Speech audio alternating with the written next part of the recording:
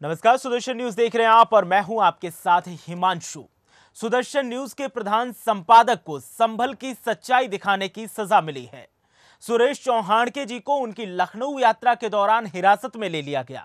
देश भर में सुरेश जी को हिरासत में लिए जाने का विरोध हो रहा है।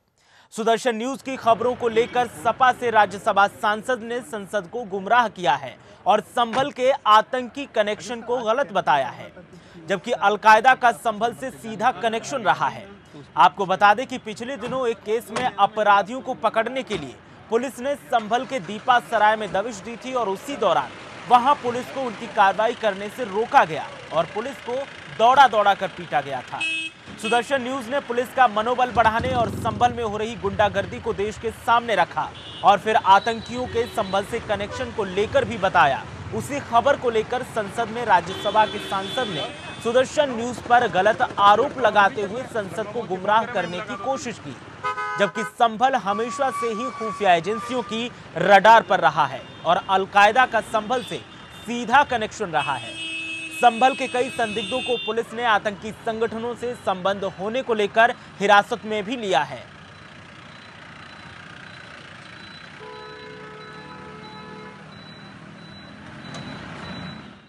पुलिस के जरिए संभल ले जाने को लेकर प्रधान संपादक सुरेश चौहानके जी ने कहा कि उनका संकल्प जो संभल जाने का था वो पूरा हुआ।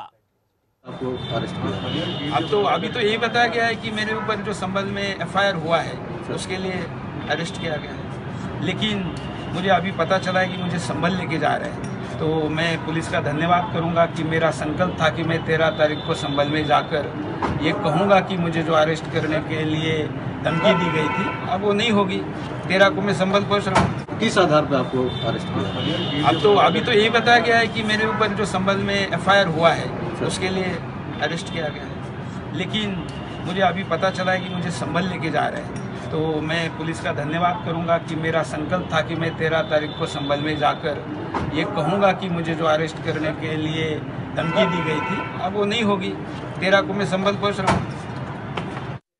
वहीं अपनी गिरफ्तारी को लेकर प्रधान संपादक ने कहा कि ये एक साजिश के तहत किया गया है और उन्होंने क्या कुछ कहा, आइए सुनते हैं।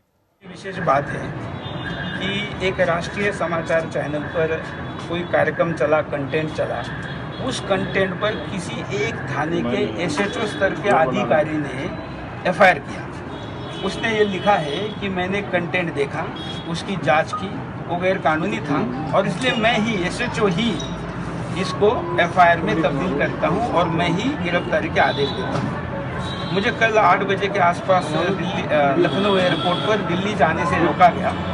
तब ये बताया गया कि आपको डिटेन किया जा रहा है। उसी समय 8 बजे संभल के एसपी ने मीडिया में डिक्लेयर कर दिया कि सुरेश चौहानके को अरेस्ट किया है, सब जगह आया भी है। अभी मुझे रात भर ये बताया जा रहा था कि मैं डिटेन हूँ और अभी मेरा अरेस्ट का टाइम बताया जा रहा है कि 12 बजे का है। तो ये क्या है, ये क्या दिखाता है? ये वहाँ के एसपी का अति उत्साह है या किसी रणनीति का हिस्सा है? क्या प्रशासन ने शफीक उर रहमान के सामने घुटने टेक देने का तय कर लिया है?